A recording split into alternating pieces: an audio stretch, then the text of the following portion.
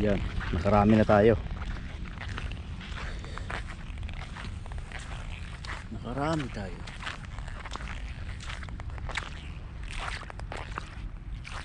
Good morning. Dito tayo sa may seaside. Nanguha ko ng kinason or seashell. Sa tikod-tikod. Kikilaw.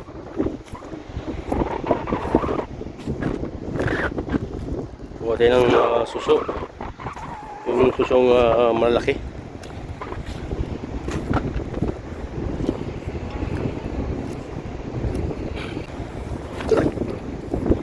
Dulas pala dito. Dulas, muntik na tayo madulas mga master.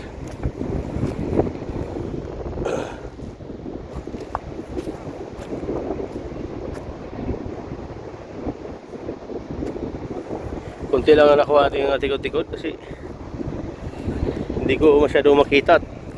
Tumaas na yung tubig dun sa pinagkukuhanan namin. Dito lang ako sa may medyo mababaw. Bilis tumaas ang tubig, ang laki ng lutay eh. Ano na kasi?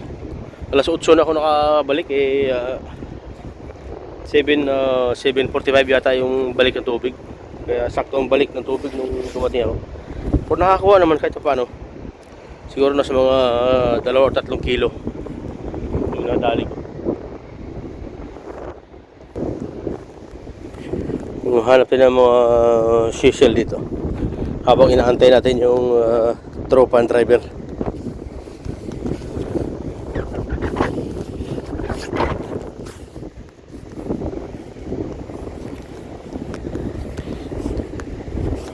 May ibang klaseng seashell na hinahanap namin kinukuha yung ganito. Merong malalaki nito ito maliit to. Pero pwede na to. Sarap kasi ng lasa nito, sarap ng laman. Ito ay walang buhangin sa loob, hindi gaya ng ibang seashell, daming buhangin.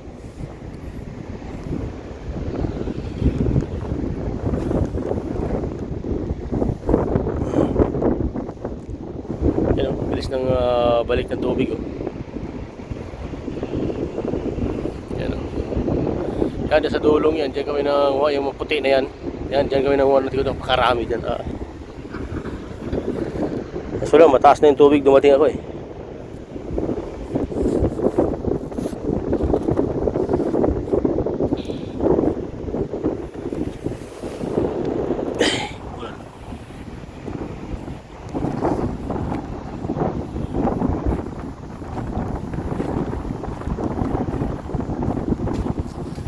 Sarap dito, sandbar.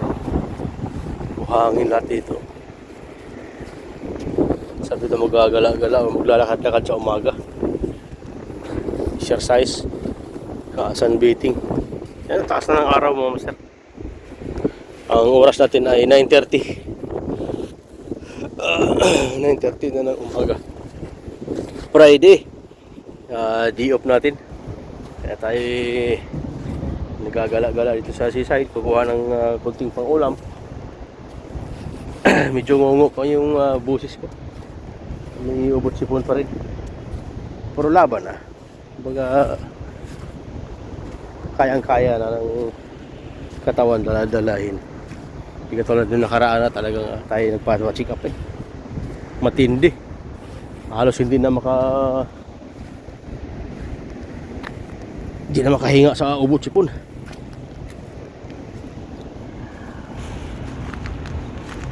Dati rating marami ditong mga suso sa dami na siguro nanguha din.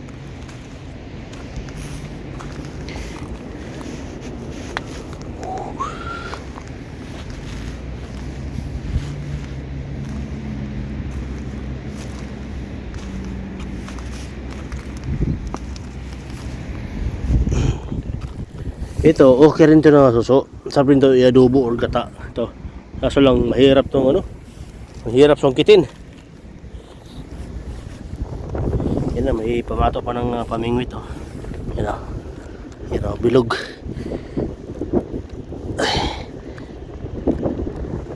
Yan o. Kasi marami na namimingwit dito. Yan o, yun yung gilid. Dito, pagtaas ng tubig, malalim to. Lampas tao to dito. Kita niyo yung poste na yan. Yan, halos pantay dyan. Ang tubig, yun, oh. Diyan lang, oh. Hanggang dyan ang tubig, oh.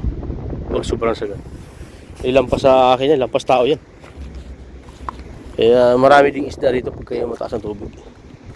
Kaya ngayon, oh, grabe, layo ng abot, oh.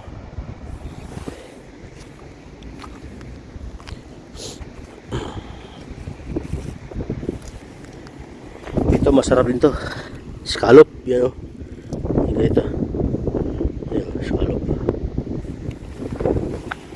Marami to, nakakakuha ko ngayon. Sarap ang kilaw nito. Pasulakan mo lang sa tubig. Pag bumuka, yun. Pwede nang isaw-saw suka. Pwede rin sama sa sinabaw. Yung ating nakuha mga master nasa plastic. Sinipti na agad para hindi masyadong halata. Marami tayong nakuha ang suso. Yan, iba rin suso to. Sarap ito. Hindi ko alam kung anong tawag sa mga suso ito. Basta nakakain yan. Yan, ito mga suso ito, marami yung mga puti-puti na yan. Masarap yan pag kayo malalaki. Tapos adobo or adobo sa gata.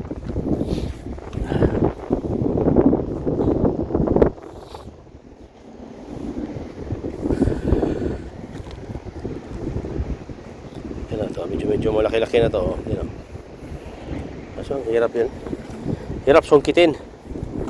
Yan, may scallop po maliit, oh. Lakihin natin. Yan, itong klaseng sisal na to. Masarap din to. Dito naman nakakapit sa bato. Dudukutin mo ng kutsilyo, susungkitin mo kasi masyado makapit to, eh.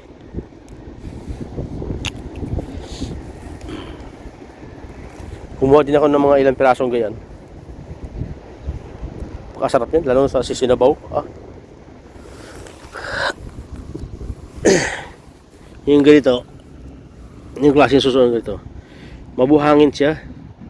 Masarap siya ng lasa, kaso lang pagka naluto, pagka sinungkit mo na, kailangan alisin mo pa yung pinakabuhangin sa gilid.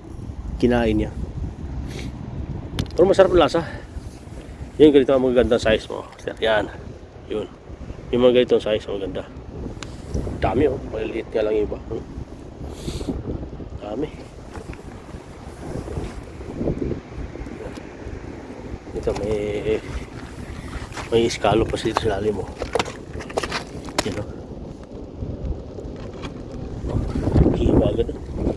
Hiwa agad ako. Talas ng bato. Kaya pag kayo manguha ito ng suso, no? Dapat mag-gloves. Kasi napakatalas ng sisi. Yung ganito, yung mga barnacles na tumubo, ang talas. Hiwa agad. Higit mababaw lang. Yun, napakarami niyan.